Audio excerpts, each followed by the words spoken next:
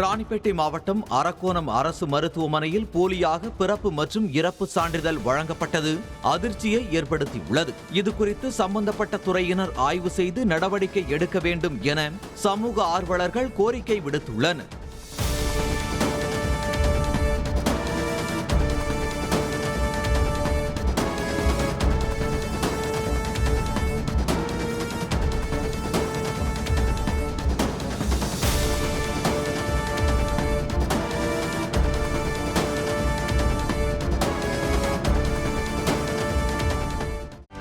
செய்திகளை உடனுக்குடனும் துல்லியமாகவும் தெரிந்து கொள்ள சப்ஸ்கிரைப் பண்ணுங்க.